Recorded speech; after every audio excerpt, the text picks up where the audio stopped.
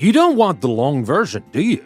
You want to learn about a lot of things, but you can't stand listening for hours on end. Here in Do You Know, I deliver bite-sized pieces of knowledge in short episodes so you get to know about a lot of people, history, animals, sports, science, and much more without losing your attention over so many details. Do You Know? Extremely short introduction to everything. I'm your host, Danny. Join me on this short, sweet, and valuable journey to knowledge.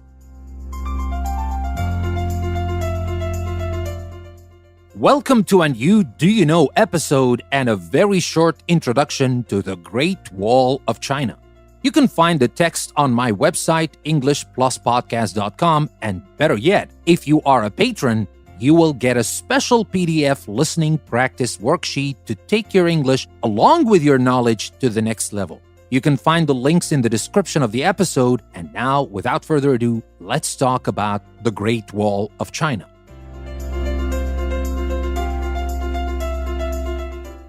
Imagine a huge wall stretching for thousands of miles across the land.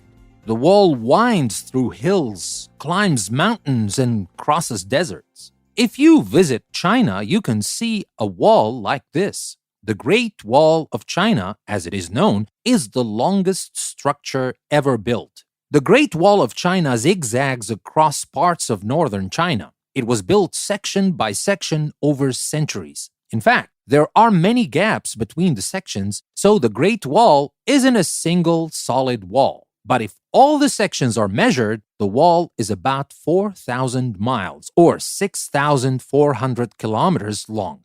So, why was the Great Wall built? Since ancient times, Chinese people have built walls to protect their borders. Some walls were built between parts of China that were fighting each other. Other walls protected China from outside invaders. More than 2,000 years ago, the first emperor of China built a long wall to defend the northern border.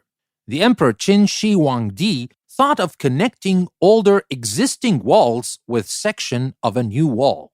The wall he built is considered China's first Great Wall. By the late 1400s, much of the old wall had fallen into ruin.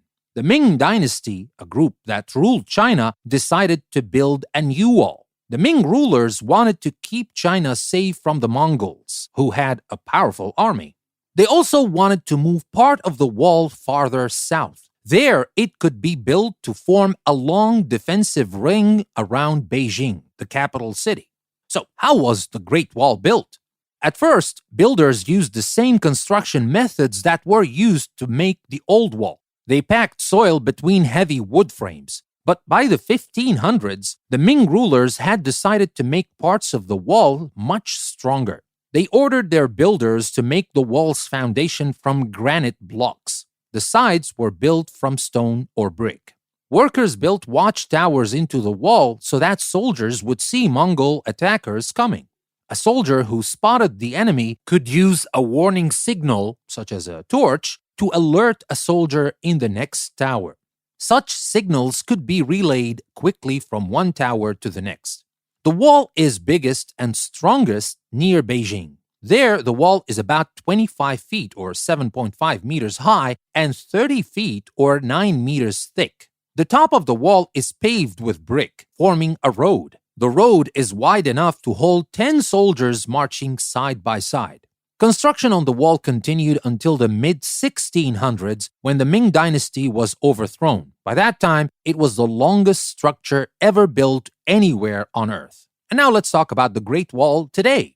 For centuries, the Great Wall slowly fell apart. Local farmers and villagers used the wall as a source of building materials. Some sections of it were even torn down entirely. In the 1980s, the government of China began to repair the wall. A few sections were completely rebuilt. Today, the Great Wall is one of China's most popular tourist sites. Historians study the wall to learn about China's past.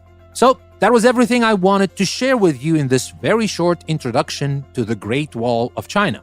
Don't forget to visit my website, EnglishPlusPodcast.com, and check on the great learning opportunities you can find there. There is the Activity Center with daily fun activities, quizzes, and logic and math puzzles. And if you decide to become a patron on Patreon, there's a lot more available only to patrons, like exclusive audio series, English Plus magazine, among many more benefits you get when you become a patron. All the links you need are in the description of the episode. What are you waiting for? Take your English and learning to the next level and never stop learning with EnglishPlusPodcast.com. Thank you very much for listening to this episode. This is your host, Danny. I will see you next time.